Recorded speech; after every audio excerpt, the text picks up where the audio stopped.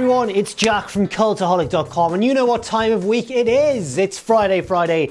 Gotta get down on Friday because it's my favourite time of the week, and the reason for that is because it's time for my Wrestlers of the Week. It's been a bit of a disjointed week, what with Dynamite happening on Saturday and then also yesterday as well, last night. There's been various different things going on, and WWE of course had both SummerSlam and NXT TakeOver 30 last weekend, so plenty of stuff to talk about. Let's crack on with those honourable mentions. I first have to give a shout out to Sasha Banks and Bayley, who in a less hectic week would have certainly made the top 10 for their efforts against Asuka at SummerSlam, their respective efforts. Bayley of course winning, keeping a hold of her title, but Sasha Banks losing. Ructions in the friendship. How long is it going to last? Probably another 5 years or so, the rate that this feud's going. Damian Priest gets an honourable mention as well for his North American title win in that big ladder match where everyone pulled their weight, so I kind of split the credit between everybody in that match. And also, I want to give a shout out to both the Young Bucks and Hangman Page and FTR and the Best Friends, and also Dustin Rhodes and QT Marshall, all the participants in that gauntlet match on Dynamite last night. And finally, Hangman has been kicked out of the Elite. It's all bubbled to the surface. What's going to happen next? FTR will probably beat Kenny and Hangman, and then, you know, we'll get FTR versus the Bucks, and that's probably what's going to happen. But now let's move on to my top 10. And at number 10 this week, it's a man who really showed what a professional he is in a variety of different situations. It's the man himself, Seth Rollins. Yes, Rollins picks up 1 point for his wonderful effort against Dominic Mysterio at SummerSlam. A bit of a tricky situation, I imagine, for any experienced wrestler to guide a younger, less experienced wrestler through such a high-profile match, but Rollins did a really good job. Not only did he, you know, dominate effectively as a heel and make everybody hate him and therefore get behind Dominic, but he also did a really good job in allowing Dominic to shine when his moments called for it, and he was bumping all over the place for basically somebody who we're really not used to as a WWE audience, and I think a lot of the credit there has to be given to Seth for that. He was also at his heelish best. It was almost a bit of a throwback to 2015 ultra arrogant champion Seth Rollins rather than the current Monday Night Messiah Seth Rollins, because he came out in special attire, the Rey Mysterio Halloween Havoc throwback, very ironic of course, and also he was just kind of acting like he was the absolute man, going against basically a much less experienced opponent. He played the role pretty much to perfection in my opinion. And the match was a decent one. I enjoyed it for what it was. Certainly Dominic impressed as well, but Rollins was really cool here. I like to see it, and he's really proven himself as one of WWE's most versatile stars in this regard. He of course won the match as well. He terrorized not only Rey Mysterio but Dominic's mother as well, and was just generally a horrible man.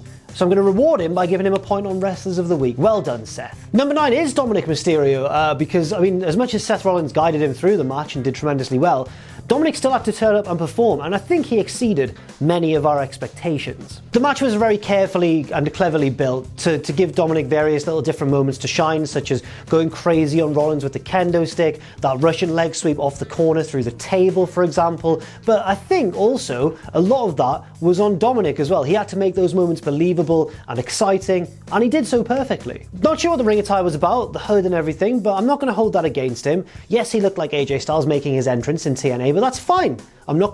That's absolutely fine, Dom. You do what you want. And in a way, it was kind of effective too, because as the match wore on, his attire became more and more ripped and torn and disheveled. So I think it really did emphasize what a beating he was taking at various points from Seth Rollins. I wonder what's next for Dominic. I wonder how quickly he'll be thrown into another feud. Will this one with Seth continue, or was that basically the end of it? It doesn't seem like it's going to be the end of it, because it did carry on a little bit on Monday Night Raw, but then Retribution got involved. Maybe we're going to get the Mysterios versus Retribution. It's the feud we've all been calling for. I don't know, but I'll be very interested to see, who WWE pick as Dominic's next big pay-per-view opponent. And I'll be very interested as well to see if they do as good a job as being his feud partner as Rollins did. But well done, Dominic. A great debut pay-per-view performance for the lad himself. 2 points for Dom. And long may it continue. He's certainly got it. He's certainly a bit of a natural, isn't he? And who could be surprised given the fact that he is the son of one of the greatest cruiserweights of all time. Number 8 this week, we're kind of sticking with those big matchups last weekend of the experienced wrestler versus the non-wrestler or the very green wrestler. I'm going to give number 8 this week to Adam Cole. Baby. I don't really know what to say about Adam Cole's performance, because a lot of my points are basically what I said for Seth Rollins.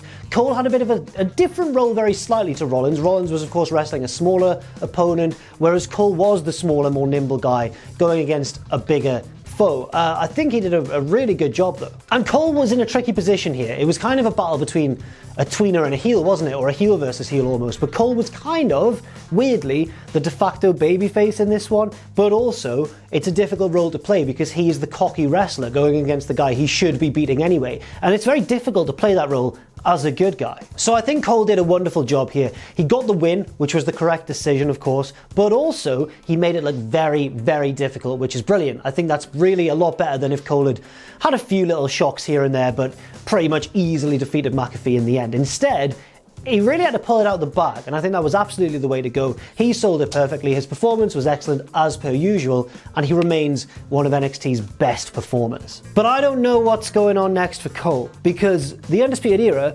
seemed to be falling apart a little bit. Not quite falling apart at the seams, but there's little cracks here and there, isn't there?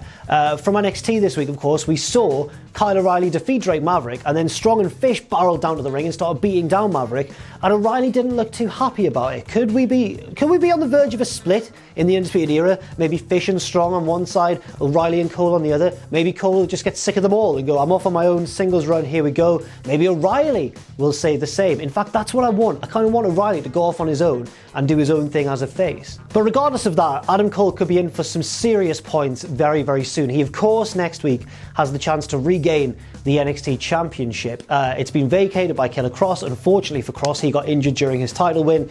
And so we've got that four-way Iron Man match between Cole, Ciampa, Gargano, and Finn Balor.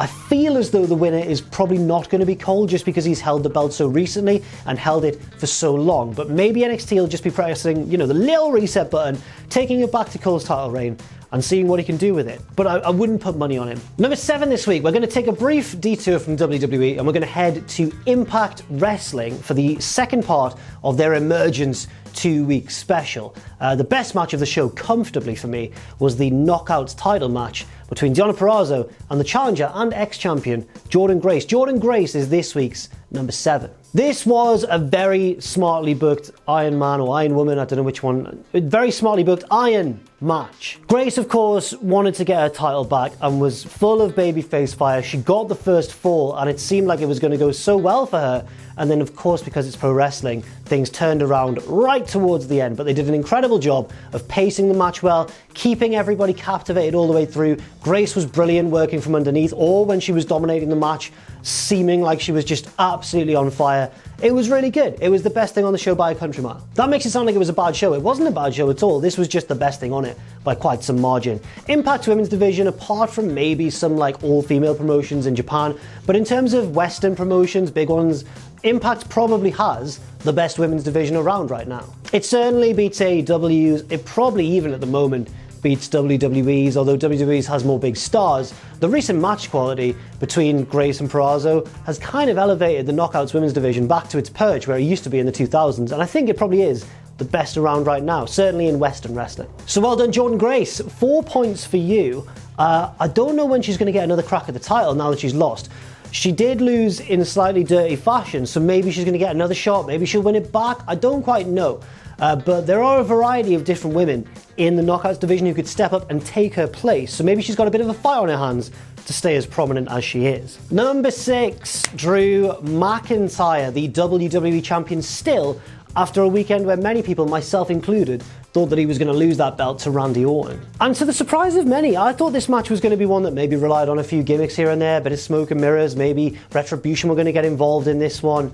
They just went out and had a straight wrestling match, just simple stuff, but executed very, very well. Drew's at his best when he goes out there and kicks ass, but this was a bit more dialed back on the intensity. It was a little bit more technical, and Drew reminded us all that not only is he an incredible, massive, ass-kicking dude, he's also a wrestler. They emphasised this very wisely on Raw the next night when he cut a promo saying, well, Orton and Edge had the best match ever and Orton won. Now I've beaten Orton with a wrestling move. Surely I'm now the best in the world. And it was a good point. And to be fair, to the surprise of just about everyone watching, he did win with a wrestling move. We didn't even see a single Claymore. We didn't even see a single RKO in the whole match. Drew just rolled Randy into a pinning predicament and picked up the hard-earned victory, and the surprising victory to quite a few. I thought Randy was going to win, and it cost me the predictions. But it looks as though this Drew turmoil is continuing, because of course on Raw, Randy punted him 3 times in total over the course of the show, and I think that's going to write Drew out for Payback.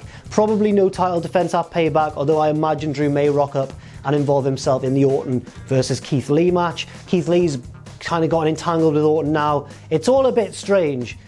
But I feel like maybe we're going to lead to Lee versus McIntyre down the line. I don't know. That's certainly a match I'd love to see, and it would incidentally be a match between 2 of the top performers on the Wrestlers of the Week league table, with an opportunity for both guys to pick up some serious pointage. But well done, Drew. Still the WWE champion, of course. And you know what? Long may his reign continue. I was kind of calling for Randy to win it back, but no. I think Drew deserves it. Number 5, Pat McAfee. Right. To the surprise of many, Pat McAfee, right, let's go through everything. NFL punter, entertaining podcast host, comedic dude, very charismatic, very funny, and now genuinely impressive professional wrestler. I was shocked watching this match. I knew that they'd probably make it entertaining, but honestly, I thought this match was going to rely on a lot more gimmickry and run-ins and everything than it actually did. Yes, the glue of the match, the parts that held it together, the nuts and bolts, they could use a little bit of work from McAfee, but that'll just come over time. He's 33, younger than I thought he was actually, and he's got time to improve on that certainly, but the thing that blew everyone away was his insane athletic ability. I'm talking, of course, about the backflip from the top rope onto his feet, the Shelton Benjamin-esque leap from the canvas to the top rope in a single bound, the insane high elevation dive off the top rope to the outside onto the massive bodies below. It was absolutely awesome. But you know what? That wasn't the only place McAfee impressed. He also impressed in terms of his characterization. He was such a good heel. I, like many people, was thinking, why have they made Pat the heel in the build-up to this feud? Why on earth is he going against the most detestable of all, Adam Cole, as the bad guy? Now it makes total sense, because all of the little things he added were so entertaining and so perfect. The little Undisputed Era hand symbol that him and his friends were doing before the match to taunt Cole, the trash talk all the way through, emphasizing the height difference between the pair of them. Pat's awesome, and I'm now a fully fledged fan of Pat McAfee as a wrestler. But now we roll on to number 4 this week, and still the Impact Knockouts champion, Deonna Purrazzo. Purrazzo has been a really smart acquisition from Impact Wrestling, and they have done a good job as well of pushing her immediately to become the champion. She brings a different dimension to the women's division, where there's a lot of characters at the moment, a lot of wrestlers who just get in there and kick ass. She's more technical, she's the virtuosa, of course, she knows what she's doing with submissions and groundwork and everything, and it really adds a cerebral edge while also giving her a nice heel character, a cocky character to play off. She, of course, took part in this 30-minute Iron Man match against Jordynne Grace, and it was, as I mentioned, structured very well. Grace took the first pinfall, but Purrazzo brought it back to win 2 falls to 1. The first fall that she picked up to level the score was, I think she hit her with the belt, didn't she? She behind the referee's back, and it was just a blatant heel cheating way to win the belt. And then the second fall was the arm lock, the Fujiwara armbar, and that was enough to pick up the victory. I think that's a nice little character touch, because Purrazzo says she's the best, I'm the virtuosa, I'm so good at all the technical aspects, I'm better than everyone. But the fact she had to resort to that encapsulates her heel persona really well. She might say she's the best, she might talk like she is, but when the chips are down, she's perfectly willing to go and cheat, and that makes her all the more detestable and all the more effective. Like I said when I was talking about Jordynne Grace, I don't really know who's going to be next for Deonna Purrazzo. Is it going to be another match against Grace? If so, could you argue the feud is maybe going on a little bit too long and we need some new blood in there to spice things up against Deonna? Maybe. I'd possibly argue that. However, at the same time, I don't want to complain too much about Purrazzo versus Grace matches, because the feud has been an excellent one. So well done, Deonna Purrazzo. Great week for her, and probably the second most emphatic title match result of the week. I'll get to what I mean slightly later on. Number 3, Asuka. Yes, of course. I mean, she's been WWE's MVP, not including MVP, for quite some time now, and put in double duty at SummerSlam and totally played her role to perfection. Obviously in the opening match, and both matches were great by the way, 2 very impressive matches on the show, her opening match against Bayley was really, really good, and of course she lost because Sasha kind of took the bullet for Bayley and spilled off the apron, and then Bayley was able to roll Asuka up. Then later on, Asuka comes out again against Sasha Banks, and they put on an even better match and Asuka wins that one because Bayley did not take the bullet for Sasha. I feel like they could have perhaps, they being WWE, they could have perhaps made that a little bit more clear. I was a little bit confused about what was going on, but at the same time, the result was what everybody wanted. This does two great things. It's good booking. It does two great things. It frees up Asuka to go and be the Raw Women's Champion again and do what she's best at. She really excelled in that role for a little while. And it also frees up Sasha to turn on Bayley, hopefully, feud with her, and we get that big rematch we've all been hoping for. But I think everyone's been focused on that slightly too much, and I think the thing we're all forgetting is the first point, the point that Asuka is now once again Raw Women's Champion, and that's an exciting thing. I'm excited to see what matches come about in the future. Don't know who against, I can't even think who it would be against, but whoever it is, Asuka's probably going to get the best out of them. Number 2 this week, we're going over to Japan. We're going to talk about DDT because that tournament that had been going on that I was talking about for the past few weeks has finally come to an end. And this week's number 2 is the winner of the King of DDT tournament, and it's Tetsuya Endo. Now, I very cockily and very unwisely said there's no way Endo is going to actually win the tournament because before the tournament, he'd call out Kenny Omega. Basically, the winner of the tournament got a title shot, Endo's the champion. If Endo wins, he just gets to pick his opponent. And he called out Kenny Omega. Given the current travel restrictions and everything, I don't know how likely it is that we'll get Endo versus Omega anytime soon, but the prospect of it makes me very excited for it happening in the future. Endo had a nice little run to the semi-final stage, and then this week won the semi-final and the final, first beating Kazusada Higuchi, the very promising and bigger Kazusada Higuchi, and then beating the much more experienced T-Hawk in the final. Two very different opponents there, but two very good matches from Tetsuya Endo nonetheless. He's kind of DDT's guy right now, isn't he? And I think that's a good thing. I think he's very, very capable, incredibly efficient with his work in the ring, and also has all the showmanship and all the uber cocky and confident characteristics that you want from a big star champion of the promotion. I don't know how long the title reign's going to last. I'm not too familiar right now with how the DDT main event scene's going, but with Endo at the helm, I can't see them going wrong really right now. And of course, there's the prospect of him potentially facing Kenny Omega at some point down the line. Omega did respond in video form, but nothing concrete was established. So I think we're just gonna have to put that one on the back burner for now and see what happens. Also, congratulations, Endo, mate. He's won $1 million yen. About 7,000 quid. And number 1 this week, and my wrestler of the week, it could not be anybody apart from the new TNT champion, Mr. Brody Lee. Yeah, Brody dominated Cody, didn't he? Shades of Lesnar versus Cena at SummerSlam 2014, and just an absolute brutal beatdown of Cody Rhodes. It was quite shocking, wasn't it? This was expertly booked by AEW. Cody had been getting gradually more and more cocky as the reign went on, and then came out and just lost to Brody in like 3 minutes. But what a 3-minute match it was. Brody just hurling Cody over the guardrail, back in the ring, bang, bang, bang, big moves all over the place, huge powerbomb, discus lariat, 1, 2, 3, and that's pretty much the story of it. Except the story, of course, doesn't quite end there, because Brody came out on Dynamite last night and was talking about how the Open Challenge is over, we don't know what's going to be next for the TNT Championship, and how Cody will never get his hands on the belt again. Cody has not been seen since this loss, since he was beaten down after the match as well, had the shards of the old TNT Championship tipped on him. Brandy was there, of course, getting choked out by Anna Jay.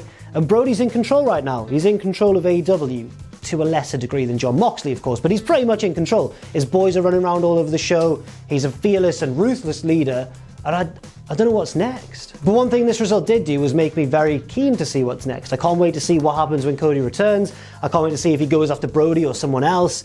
I can't wait to see who's next for Brody in challenging for the TNT Championship, and I can't wait to see who finally takes it from him. But I might be getting a bit too ahead of myself right now, because it's just time to appreciate Brody Lee as a great heel in AEW. So well done, Brody, mate. You are not only the TNT champion, but more importantly, my wrestler of the week. Now, without any further ado, let's take a look at that lovely league table. So Cody's still at the top, but he's going to be away for a little while, isn't he? So that gives a chance to the chasing pack of Omega, Moxley, McIntyre and Takagi. A little bit further down, Asuka has jumped up a few more places even with her excellent performances at SummerSlam this week. A little bit further down, Darby Allin, who's currently in a feud with Ricky Starks, of course. He could potentially pick up some points here and there. But of course, the big match to watch next week is that NXT Iron Man match for the vacant championship. Will it be good? And if so, who's going to get those points? And that's it for this week's Wrestlers of the Week. Thank you very much for watching. I've been Jack from Cultaholic.com. Leave your thoughts and opinions in the comments section down below. Stay safe out there, stay positive,